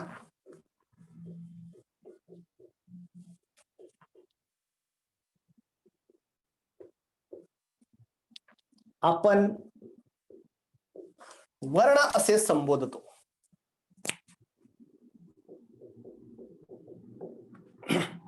तर अशा प्रकारे प्रकारचं वर्ण म्हणजे काय, की जे काही मी तोंडावाटे बाहेर माझ्या पडत आहे आणि तोंडावाटे बाहेर पडणाऱ्या ध्वनींना वर्ण असे म्हटले जाते. मग आपण जर तोंडाने जर चांगलं बोललो, तुम्हाला जर आनंद वाटेल असं बोललो तर एकदम आनंद आहे. नाहीतर काही व्यक्तींचं जे आहे ते तोंड वेंगाडलेलंच असतं किंवा जे आहे ते त्यांच्या तोंडातून चांगले शब्द लवकर बाहेरच पडणार नाही, पण तरी पण ते सुद्धा वर्ण आहे. आणि ज्ञानेश्वरांच्या तोंडातून ज्ञानेश्वरी बाहेर पडली ती सुद्धा वर्णच आहे. म्हणजे अशा प्रकारच्या ओके, नो प्रॉब्लेम सर. तर तोंडावाटे बाहेर पडणाऱ्या ध्वनींना आपण वर्ण असे म्हणतो. आणि मराठी भाषा तर फार जबरदस्त आहे. ज्ञानेश्वर महाराज तर म्हणतात, तर ज्ञानेश्वर महाराज जे आहे ते म्हणत असतात, झाली क्रोधासवे भेटी तोंडा वाटे नरका लोटी. म्हणजे जर तुम्हाला क्रोध आला किंवा क्रोधाबरोबर तुमची भेट झाली तर तुमच्या तोंडातून जे काही वर्ण बाहेर पडतात ते नरकात आहात का तुम्ही पृथ्वीवर आहात तेच कळत नाही. म्हणजे अशा प्रकारचे वेगवेगळे संदर्भ आहे. फक्त मराठी भाषेची फायनसी तुमच्या लक्षात आणून द्यायची आहे, त्यासाठी अशी छोटी छोटी उदाहरणे मी देत असतो. मूळ मुद्दा मला सांगायचा आहे की वर्ण. मग वर्ण कशाला म्हणावं, तर तोंडावाटे व्यक्त होणाऱ्या ध्वनींना आपण वर्ण असे म्हणतो. आणि हे वर्ण लिहून ठेवले की त्याचं अक्षर तयार होतं. आणि काही अक्षर एकत्र आले तर त्याला आपण शब्द असे म्हणतो. आणि अशा प्रकारचा शब्दांचा एक विशिष्ट अर्थ त्यातून व्यक्त झाला की त्याला आपण वाक्य असे म्हणतो. आणि माझी विनंती आहे सर्वांना की आपल्या मराठी भाषेला फक्त महाराष्ट्रापुरतं मर्यादित करू नका. मराठी भाषा ही विश्वबंधुत्वाची भाषा आहे. ज्ञानेश्वरांनी जे काही ज्ञानेश्वरी लिहिली, ज्ञानेश्वरीच्या शेवटच्या ओव्यांमध्ये ज्ञानेश्वर लिहितात, आता विश्वात्मके देवे येणे वाग्यज्ञेत उषावे. किंवा जे आहे ते तुकाराम महाराज म्हणतात, हे विश्वची, समर्थ रामदास म्हणतात, हे विश्वची माझे घर. किंवा जे ते तुकाराम महाराज म्हणतात, वेदांचा तो अर्थ आम्हाशीच ठावा. म्हणजे मूळ मुद्दा मला सांगा, छत्रपती शिवाजी महाराजांनी सुद्धा जरी मराठी व्यक्ती असले तरी स्वप्न बघितलं हिंदवी स्वराज्याचं स्वप्न आहे. त्यामुळे कुणीही मराठी भाषाला महाराष्ट्रापुरतं मर्यादित करू नका आणि मराठी भाषेचा अपमान करू नका. मराठी भाषा ही विश्वबंधुत्वाची भाषा आहे आणि विश्वबंधुत्व निर्माण करण्याची तिच्यामध्ये फार मोठी क्षमता आहे आणि समृद्धता आहे. आणि मराठी व्यक्ती सुद्धा महाराष्ट्रापुरता मर्यादित नाही तर तो विश्वबंधुत्वाचा साक्षीदार आहे किंवा विश्वाचं कल्याण करणारा आहे. म्हणजे जे काही विचार करायचे ते चांगले आणि मोठे विचार करा तर आपण मोठे होऊ. हा मुद्दा मला प्रकर्षाने सांगायचा आहे. तर मला जो काही मुद्दा सांगायचा आहे की अशा प्रकारची मराठी लँग्वेज आणि मराठीमध्ये जे काही वर्ण आहे त्या संदर्भात मी वाक्य बोलतो आहे की तोंडातून व्यक्त होणाऱ्या ध्वनींना आपण वर्ण असे म्हणणार. वर्ण जेव्हा लिहून ठेवले जातात ते अक्षरांच्या स्वरूपात, काही अक्षर एकत्र आले की त्यांचा एक शब्द बनतो. आणि अशा प्रकारचं जे काही शब्द आहे पूर्ण अर्थाचे बोलणे म्हणजे वाक्य होय. ज्याला काहीतरी अर्थ आहे. मी शब्द उच्चारला, कै नावाचा शब्द उच्चारला किंवा कैच नावाचा शब्द उच्चारला. कैच शब्दाला काही अर्थ आहे का? कैच नावाचा शब्द उच्चारला तर कैच नावाचा जो काही शब्द उच्चारला त्याला काहीच अर्थ नाही. पण मी जेव्हा अशा प्रकारचा काही शब्द उच्चारतो की मी सांगतो आहे मला समजतं आहे, अशा प्रकारचे जेव्हा शब्द उच्चारले आणि एक अर्थपूर्ण जे आहे ते अर्थपूर्ण सेंटेन्स तयार झालं, मग त्याला आपण वाक्य म्हणणार. जास्त वेळ घालवत नाही कारण वर्ण मला बऱ्याच मोठ्या प्रमाणात मला कव्हर करायचे आहे. म्हणजे तोंडावाटे बाहेर पडणाऱ्या ध्वनींना आपण वर्ण म्हणतो. वर्ण लिहून ठेवले की त्याचं अक्षर म्हणजे नष्ट न होणार त्या स्वरूपात आपण ठेवतो. काही अक्षर एकत्र आली की त्यांच्यापासून शब्द बनतात आणि अशा प्रकारचा अर्थपूर्ण शब्द एकत्र आले की त्याला आपण वाक्य असे म्हणतो. अशा प्रकारे मी वाक्यापर्यंत आलेलो आहे. मग अशा प्रकारचे मराठी भाषेत जे काही वर्ण आहे तर आपण बघितलं की मराठी भाषेच्या वर्णमालेवर संस्कृतचा प्रभाव आहे. कारण संस्कृतमध्ये जी काही शब्द आहे बरेचसे मराठी भाषेत आलेले आहेत किंवा संस्कृत भाषा ही मराठी भाषेची जननी आहे. संस्कृत भाषेमध्ये 50 वर्ण आहे. संस्कृत भाषेमध्ये 50 वर्ण आहे. पण मराठी भाषेमध्ये मग सांगितलं गेलं होता, आता फक्त व्यवस्थित ऐकून ठेवा, कुणी काही लिहू नका, व्यवस्थित लक्ष द्या. पहिला मूळ मुद्दा मी एक्सप्लेन करतो आहे की आधी म्हटलं जायचं मराठी भाषा जी आहे त्या मराठी भाषेमध्ये जे काही वर्ण आहे ते वर्ण किती आहे? 48 आहे. संस्कृतमध्ये 50 वर्ण होते, मराठी भाषेत 48 वर्ण आहे असं म्हटलं जायचं. कारण संस्कृतमध्ये जे काही 2 वर्ण होते, रू आणि लू नावाचा वर्ण आहे, हे वर्ण मराठी भाषेत जास्त युटिलाइज होत नव्हते. म्हणून काही तज्ञांनी असं सांगितलं की हे मराठी भाषेतून बाहेर काढा. संस्कृतमध्ये 50 आहे, मराठीमध्ये हे घेऊ नका, मराठीमध्ये 48 वर्ण घ्या. मग त्यामध्ये असतील ते 12 स्वर असतील, 34 जे आहे ते स्वरादी असतील, 34 जे आहे ते व्यंजन असतील आणि मग नंतर 2 स्वरादी, अशा प्रकारचे मिळून काय 48 वर्ण. भरपूर काही पुढे इंटरप्रिटेशन आहे, मी सांगणार आहे. पण आता महाराष्ट्र शासनाने मग नंतर अशा प्रकारचे समजा 48 वर्ण. नंतर मात्र लक्षात आला की जरी कमी युटिलायझेशन होत असतील तरी मराठीमध्ये कधी ना कधी त्यांचं युटिलायझेशन होत आहे आणि आपली भाषा जर परिपूर्ण आहे असं दाखवायचं असेल तर कुणाला उगाच बाहेर का काढतात? सर्वांना जे इथे सामावून घ्या आणि आपली भाषा अधिक परिपूर्ण करा. म्हणजे अशा प्रकारचा मूळ मुद्दा आहे. म्हणून हे 2 वर्ण मराठी भाषेत ऍड केले गेले. म्हणजे मग हे 2 ऍड केले गेले म्हणजे मराठी भाषेचे वर्ण किती झाले? 50. म्हणजे संस्कृतमध्ये 50 आहे तर मराठीमध्ये पण 50. नंतर मात्र मुद्दा आहे की अरविंद मंगळूरकर नावाचे मराठी भाषेचे एक संशोधक आहे, मराठी भाषेचे अभ्यासक आहे. त्या अरविंद मंगळूरकर नाव विचारलं जाणार नाही, मात्र प्रश्न विचारला जाऊ शकतो वेगळा. तर हे अरविंद मंगळूरकर नावाचे जे काही मराठी भाषेचे अभ्यासक आहे त्यांनी बऱ्याचशा पुराव्यांनी शासनाला पत्र पाठवलं आणि लक्षात आणून दिला की मराठी भाषेमध्ये ऍ आणि अ नावाचे जे काही 2 वर्ण आहे हे सुद्धा मोठ्या प्रमाणात उच्चारले जातात. मराठी भाषेमध्ये 2 वर्ण आहे, खरं तर ते इंग्रजीचे आहे. ऍ आणि अ हे वर्ण इंग्रजीचे आहे, पण ते मराठी भाषेमध्ये मोठ्या प्रमाणात वापरले जातात. म्हणजे आपण जेव्हा मराठी भाषेचा उच्चार करतो तेव्हा काही ठिकाणी आपल्याला ऍ आणि अ ची उदाहरणं लिहावी लागतात. म्हणजे जेव्हा बॅट नावाचा शब्द आहे, बॉल नावाचा शब्द आहे, तेव्हा बॅट बॉल मध्ये हा ऍ वापरला जातो. पण जेव्हा आपण महिना सांगतो, ऑगस्ट आहे, ऑगस्ट महिना आहे, ऑगस्ट मध्ये काय वापरला जातो? अ. मराठी भाषेत अ नावाचा वर्ण नव्हता, पण त्यांनी सांगितलं की ऑगस्ट नावाचा महिना आहे तेव्हा आपण हा वर्ण वापरतो. त्यानंतर जेव्हा ऑक्टोबर नावाचा महिना सांगतो, ऑक्टोबस नावाचा प्राणी लिहितो, तेव्हा असे वर्ण आपण वापरतो. म्हणजे इंग्रजी भाषेत जरी असले ऍ आणि अ तरी मराठी भाषेत सुद्धा त्यांचा समावेश करा, कारण मराठी वर्णमालेमध्ये ते नाही. त्यामुळे मराठी भाषा थोडीफार कमी वाटते. म्हणजे मराठी भाषा सर्वसमावेशक वाटत नाही. ती सर्वसमावेशक करण्यासाठी याचा सुद्धा समावेश त्यामध्ये करा. म्हणजे मूळ मुद्दा आहे. त्यामुळे मराठी भाषेत पुन्हा 2 नवीन इंग्रजी वर्ण आहेत. मूळ इंग्रजी असणारे 2 वर्ण इंग्रजी भाषेतून मराठीत घेतले. कोणते? ऍ आणि अ. हा प्रश्न मात्र परीक्षेला विचारला जातो की मराठी वर्णमालेमध्ये इंग्रजी भाषेतून आलेले वर्ण कोणते? मराठी वर्णमालेमध्ये इंग्रजी भाषेतून आलेले वर्ण कोणते? तर ऍ आणि अ आहे.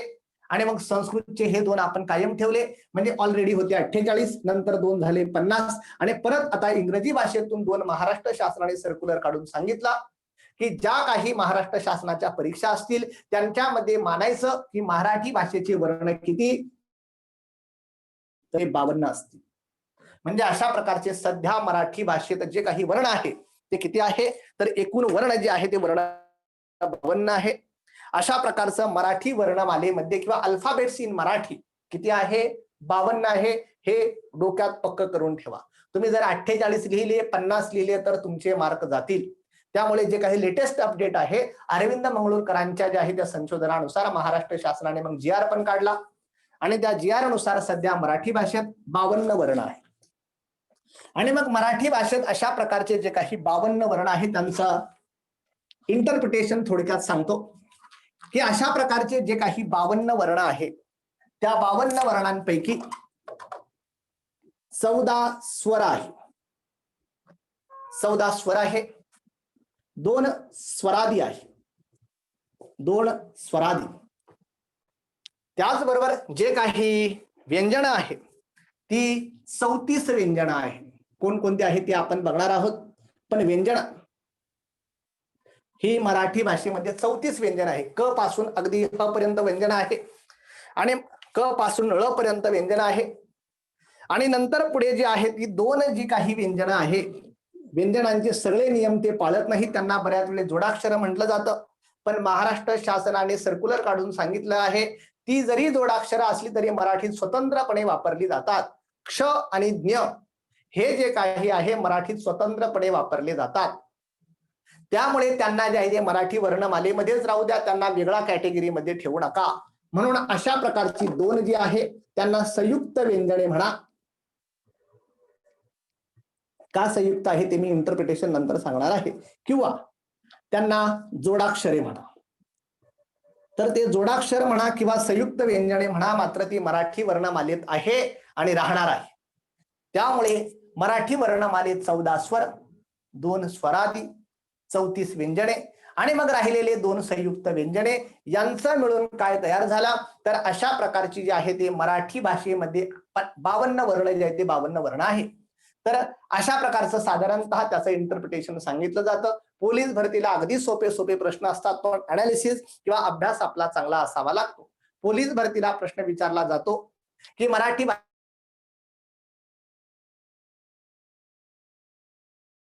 आधी होती 12 खडी, पण आता 12 खडी सांगून चालत नाही. आता जे आहे ते 14 स्वर सांगावे लागतात. कोणत्याही थोड्या वेळाने मी सांगणारच आहे. वेळ आपल्याकडे कमी आहे. 2 स्वरादी का स्वरादी आहे तेही सांगतो, व्यंजन सांगतो आणि संयुक्त व्यंजने पण सांगतो. जेवढं काही कव्हर होईल तेवढं मी कव्हर करणार आहे. लक्षात येते का तुमच्या? थोडंफार जसा प्रश्न विचारला तशी उत्तरं लिहित चला. परीक्षेला विचारला मराठी भाषेतील संयुक्त व्यंजने कोणती, मग तुम्हाला लक्षात आलं पाहिजे किंवा किती व्यंजन किती आहे, स्वरादी किती आहे किंवा स्वर किती आहे. तर स्वर आधी 12 होते, आता स्वर 14 झालेले आहे. अपडेट जर राहिला तर परीक्षेत सक्सेस मिळवणं सोपं जातं. आहे सगळं किंवा मला माहित आहे सर्व असं म्हणून आता स्पर्धा परीक्षा पास होता येत नाही. त्यामध्ये फार अपग्रेडेशन लागतं किंवा फार अपग्रेड तुम्ही असायला हवं. तर मराठी वर्णमालेचा जर संदर्भ बघितला, आता 2-3 मुद्दे मी जे आहे ते एक्सप्लेन करतो. मराठी वर्णमालेमध्ये जे काही वर्ण आहे त्या वर्णांमध्ये ळ हा वर्ण जो आहे त्याला ळ हा जो काही वर्ण आहे, ळ या वर्णाला स्वतंत्र वर्ण म्हणून दर्जा दिलेला आहे. ळ हा मराठी भाषेतील स्वतंत्र वर्ण आहे. स्वतंत्र वर्ण, कारण ळ हा वर्ण जे काही व्यंजन आहे खऱ्या अर्थाने, पण व्यंजन म्हणजे 2 अक्षर एकत्र होऊन जेव्हा आपण क लिहितो, क ची फोड काय आहे, क प्लस अ, अशा प्रकारचा खरा अर्थ आहे. क मध्ये अ चा उच्चार होतो का नाही, स्वराचा उच्चार होतोच. म्हणजे अशा प्रकारचा क प्लस अ, पण ळ ची फोड तुम्ही काय करणार, ळ मध्ये काय तुम्ही असं काहीतरी मिळू शकणार.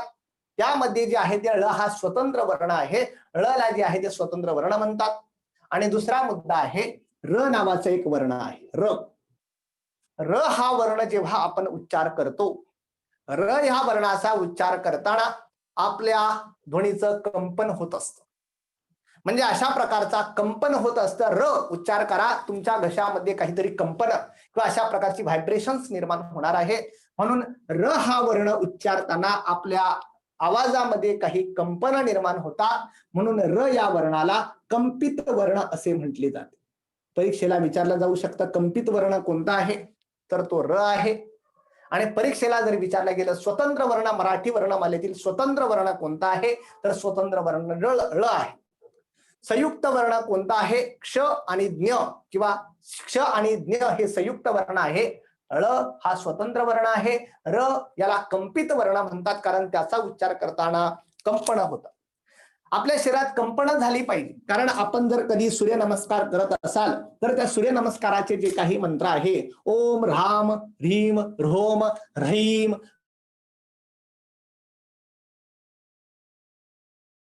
करतात शरीरात एक वेगळी पॉझिटिव्ह एनर्जी निर्माण करतात किंवा कंपन निर्माण करतात.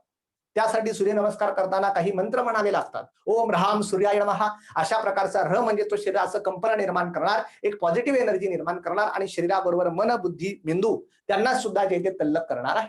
तुम्ही किती करता तो मुद्दा नंतरचा आहे, पण ते करायला हवं.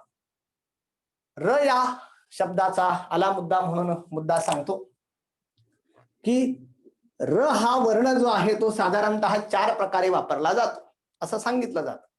कारण र या वर्णाचा जे आहे ते वापर जेव्हा केला जातो तो 4 प्रकारे केला जातो. कधी र चा उच्चार आपण समजा व्रण नावाचा शब्द लिहिला तर इथे र वापरलेला आहे. वर्ण नावाचा शब्द लिहिला वर्ण, तर इथे र वेगळ्या प्रकारे वापरलेला आहे. कधी तो इथे वापरला गेला, कधी असा वापरला. कधी कधी जो आहे तो र जो आहे तो अशा प्रकारचा वापरला जातो. राम नावाचा शब्द मी लिहिला किंवा रूर नावाचा शब्द लिहिला तेव्हा तो र म्हणजे अशा प्रकारची दांडी आहे. तर अशा प्रकारचा जो आहे तो र. आणि अजून एक प्रकार आहे तो म्हणजे कॉमन र. काय असेल अशा 4 प्रकारचा र वापरला जातो, एवढं फक्त लक्षात ठेवा. वेळ माझ्याकडे कमी पडतो त्यामुळे काय सांगावं आणि काय ठेवावं तोच प्रश्न पडतो. तरी पण माझा प्रयत्न मी करतो आहे, व्यवस्थित लक्ष द्या. क्रू बरोबर आहे. तर र अजून पैकी जो आहे तो कृपा शब्द लिहिला म्हणजे अशा प्रकारचा र वापरला जातो. म्हणजे अशा प्रकारचा एक र आहे. क्रम शब्द लिहितो तेव्हा अशा प्रकारचा र आहे. वर्ण शब्द लिहितो तेव्हा अशा प्रकारचा र आहे. आणि मग नंतरच्या काळात जे आहे ऱ्हस्व शब्द जेव्हा लिहितो तेव्हा अशा प्रकारचा र आहे. म्हणजे र मराठी भाषेत किती प्रकारे लिहिला जातो? 4 प्रकारे लिहिला जातो. कधी तो असा लिहिला जातो, कृपाचा क्र, कधी तो असा लिहिला जातो, कधी असा आणि कधी असा. म्हणजे हे मुद्दे लक्षात ठेवा, परीक्षेला कधी कधी विचारले जातात. मूळ मुद्दा मला अल्फाबेटची चर्चा करायची आहे किंवा वर्णमालेची चर्चा करायची आहे.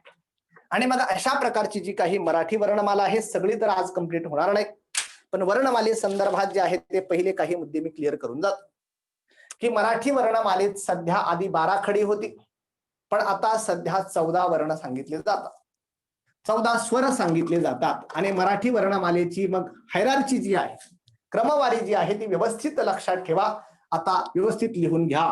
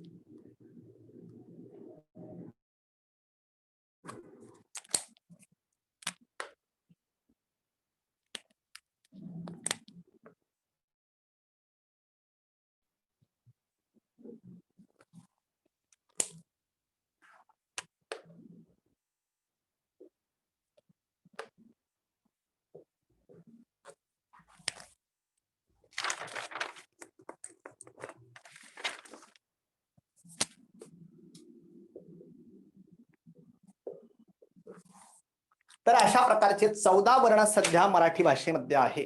14 स्वर आहे. स्वर सांगतो, वर्ण तर 52 आहे. पण जे काही 14 स्वरांची मांडणी आहे परीक्षेला ती विचारली जाते. व्यवस्थित लक्ष द्या. आधी आपण लहानपणी म्हणायचो तो मुद्दा वेगळा होता, पण महाराष्ट्र शासनाचं सध्याचं सर्क्युलर, त्यामुळे आपल्या मुलांना 12 खडी नाही तर 14 खडी शिकवावी लागेल. खरं तर कोण शिकवतं तो मुद्दाच आहे. पण मूळ मुद्दा मी सांगतो, अ आ इ ई उ ऊ नंतर रू आणि लू हे संस्कृत मधून आलेले आहे. खऱ्या अर्थाने ते महाराष्ट्र शासनाने स्वीकारले. नंतर जे काही ए आणि अ स्वीकारलं त्यांचं स्थान कुठे आहे ते व्यवस्थित लक्षात घ्या. हे 2 स्वर नाही, त्यामुळे मी ते वेगळ्या पेन मध्ये लिहिलेले आहे. ते 2 स्वर नाही, त्यामुळे ते मी वेगळ्या पेन मध्ये लिहिलेले आहे. दोन्हीकडे जो पेन वापरला, इकडे वेगळा पेन वापरला, कारण ते मला इंटरप्रिटेशन करायचंच आहे. तर मात्र ए नंतर जो आहे तो महाराष्ट्र शासनाने काय केला, ए हा समाविष्ट केला. नंतर ऐ आणि नंतर अ, म्हणजे ए आणि अ हे जे इंग्रजी भाषेतून आले त्यांचा सुद्धा वर्णमालेत किंवा स्वरांमध्ये समावेश केलेला आहे. पण त्यांचं कोणतं स्थान आहे? ए नंतर मग ए आहे, ऐ नंतर अ आहे, नंतर ओ आणि नंतर औ. म्हणजे अ पासून औ पर्यंत अशा प्रकारचे 14 स्वर मराठी भाषेमध्ये आहे. अ पासून औ पर्यंत 14 स्वर मराठी भाषेमध्ये आहे. आणि मग राहिलेले हे जे 2 आहे, या दोन्हींचा जर संदर्भ बघितला तर हा जो अन आहे त्याला आपण, तर हा जो अन्न आहे त्याला आपण अनुस्वार असं म्हणतो. तर हा जो आहे हा अनुस्वार, आणि याला जे आहे ते याला विसर्ग असे म्हटले जाते. विसर्ग म्हणजे मराठी भाषेमध्ये हा वर जर टिंब लावला तर त्याला अनुस्वार म्हणतात, आणि मागे जर 2 टिंब दिले असेल तर त्याला विसर्ग असे म्हटले जाते. जसं शब्द आहे, अंगण नावाचा शब्द आहे, अंगण, तर अंगण नावाचा शब्द आहे, अ वर अनुस्वार देतो आपण. म्हणजे अशा प्रकारचा अंगण नावाचा शब्द आहे तेव्हा अ वर अनुस्वार दिला जातो, तो अंगण नावाचा शब्द आहे. त्याचबरोबर अशा प्रकारचे जे काही शब्द आहे, समजा दुःख नावाचा शब्द आहे, दुःख नावाचा शब्द लिहिताना आपण जो आहे तो इथे असा विसर्ग दिलेला आहे. म्हणजे मराठी भाषेत अनुस्वार आणि विसर्ग सुद्धा युटिलाइज केले जातात. पण यांचा अभ्यास करताना आपल्या लक्षात येते की अनुस्वार आणि विसर्ग अशा प्रकारचे, मनस्थिती नावाचा शब्द आहे, विसर्ग वापरला जातो.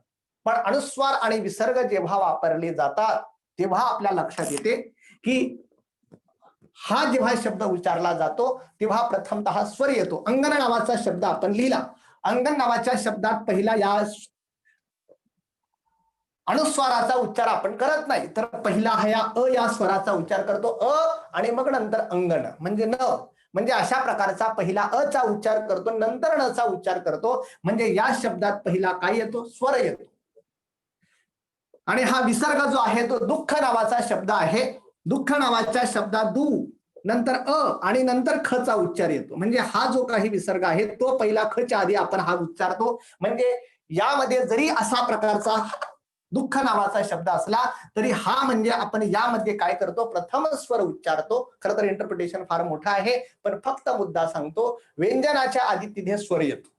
हे जेव्हा युटिलाइज केले जातात अन आणि आहा म्हणजे अनुस्वार आणि विसर्ग जेव्हा युटिलाइज केले जातात तेव्हा प्रथमतः स्वर येतो आणि नंतर जो आहे तो व्यंजन येतो. म्हणून हे जे अन आणि आहा आहे यांना स्वरादी असे म्हटले जाते. स्वराच्या आधी, स्वरादी म्हणजे काय? स्वर आधी येतो किंवा स्वर आधी, म्हणून पहिला स्वर येतो आणि नंतर व्यंजन येतं. अंगण नावाचा शब्द आहे, दुःख नावाचा शब्द आहे, अजून भरपूर एक्झाम्पल्स आहे. तर अशा प्रकारचे जे आहे ते स्वरादी, म्हणून हे दोन स्वरादी आहे. हे 14 स्वर आहे. आणि नंतरची जी काही आहे ती साधारणतः, आता फक्त वेळ कमी आहे त्यामुळे फास्ट मध्ये सांगतो, की जी काही आहे ती साधारणतः क पासून साधारणतः जे आहे ते ळ पर्यंत त्यांना आपण व्यंजन असं म्हणतो. आणि अशा प्रकारची 34 व्यंजन आहे. अ पासून ळ पर्यंत, पण ळ हा स्वतंत्र वर्ण गणला जातो. आणि मग अशा प्रकारची जी काही व्यंजन आहे आणि मग नंतरची क्ष आणि ज्ञ ही मात्र जोडाक्षरे आहे. क्ष आणि ज्ञ जे आहे ते जोडाक्षरे आहे, कारण त्यांच्यामध्ये जे ते जोडाक्षरांचा वेगवेगळा संदर्भ असतो. यानंतर परीक्षेला वेगवेगळे प्रश्न विचारले जातात. स्पर्श व्यंजन ते जास्त डिटेलमध्ये नाही विचारलं जात, मात्र मूळ मुद्दा विचारला जातो, अनुनासिके काय आहे. मग अनुनासिके काय आहे, महाप्राण काय आहे, वेळ कमी आहे त्यामुळे आता सांगत नाही, पण तुम्ही व्यवस्थित करून ठेवा. अनुनासिके नेमकं कशाला म्हणतात, की वर्णमालेमध्ये व्यंजनांच्या शेवटी येणारे जे काही अक्षर आहे त्यांना साधारणतः अनुनासिके म्हणजे नासिकेतून त्याचा उच्चार होतो. ड नावाचं म्हणजे वाङ्मय जेव्हा शब्द लिहितो तेव्हा जो काही ड असतो त्याच्या खाली टिंब असतो तो ड असेल. त्याचबरोबर त्र नावाचं जे आहे ते त्र नावाचं व्यंजन असेल. नंतर जे आहे ते न असेल, नंतर न नळाचा असेल, त्याचबरोबर म असेल किंवा श असेल. यानंतर महाप्राण व्यंजन म्हणजे जे व्यंजनांचा उच्चार करताना श्वास बाहेर सोडावा लागतो. स, श, श, स, ह अशा प्रकारची जी काही आहे त्यांना जे आहे ते महाप्राण व्यंजने असे म्हणतात. महाप्राण व्यंजने 14 आहे. तर अशा प्रकारचं जे आहे ते अनुनासिके, अशा प्रकारची महाप्राण व्यंजने. स्वतंत्र वर्ण बघितला किंवा जे आहे ते कंपन वर्ण आपण बघितला. जोडाक्षर किंवा संयुक्त व्यंजने कशाला म्हणतात? क्ष आणि ज्ञ यांना संयुक्त व्यंजने म्हणतात. नंतर कधी कधी प्रश्न परीक्षेला विचारला जातो. 1 मिनिट घेतो फक्त, वेळ संपलेला आहे मला माहित आहे, मात्र 1 मिनिट घेतो. परीक्षेला कधी कधी प्रश्न विचारला जातो की जे काही क, ख, ड, ढ आहे यांच्यामध्ये जे आहे ते अशा प्रकारची जी काही आहे क, ख, ड, ढ, ग काही असेल अशा प्रकारची भरपूर काही आहे. यांच्यामध्ये जेव्हा आहे कधी कधी प्रश्न विचारला जातो की अशा प्रकारची जी आहे त्यांच्यामध्ये उभा दंड असणारी व्यंजनं कोणती आहे. मग उभा दंड म्हणजे दंडाविषयी प्रश्न विचारले जातात. दंड म्हणजे सरळ रेष. मग आपल्याला माहित आहे मध्यभागी उभा दंड म्हणजे क, त्याच्या दंड कुठे आहे? मध्यभागी आहे. तर मध्यभागी उभा दंड कोणत्या कशामध्ये असतो? तर क मध्ये असतो. त्याचबरोबर जे आहे ते काही वर्ण आहे.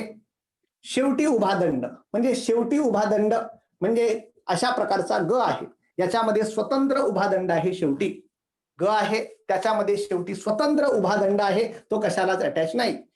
श आहे त्या स्वतंत्र उभा दंड आहे, तो कशालाच अटॅच नाही. काही जे आहे ते म्हणजे अशा प्रकारचा जो आहे तो शेवटी स्वतंत्र उभा दंड, अशा प्रकारचा ग आणि श म्हणजे अशी खूप आहे. खरं तर आज माझं थोडस अनालिसिस चुकला.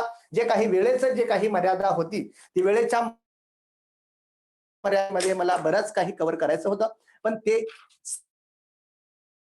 एक डायरेक्शन की वर्णमाला नेमकी काय आहे, त्या संदर्भात नेमके मुद्दे कोणते आहे ते मुद्दे मी लक्षात आणून दिले. उद्या मात्र व्यवस्थित प्लॅनिंग करून सगळं काही व्यवस्थित तुमच्या समोर जे काही उद्याचं लिंग, वचन, विभक्ती असे पर्याय आहे जे परीक्षेला विचारले जातात त्या संदर्भात उद्याच्या लेक्चरला आपण चर्चा करणार आहोत. ओके, धन्यवाद.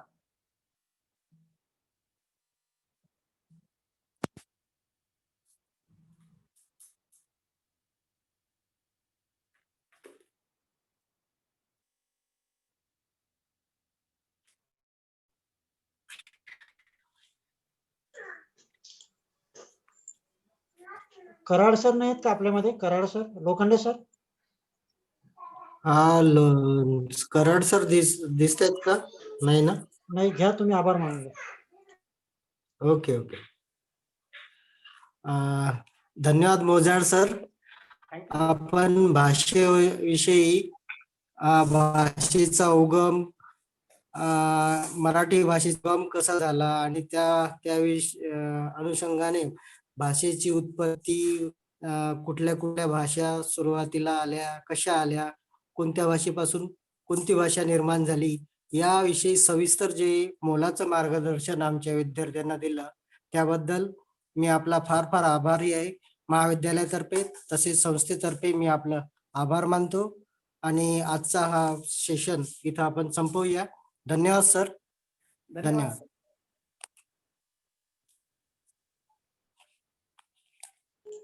लोखंडे सर, अटेंडन्स लिंकची सूचना द्या विद्यार्थ्यांना. हो, केलेली आहे सर. अटेंडन्स लिंक सुरू केलेली आहे. विद्यार्थ्यांनी प्लीज ती भरून द्या आणि उद्या याच वेळेस भेटूया. धन्यवाद सर.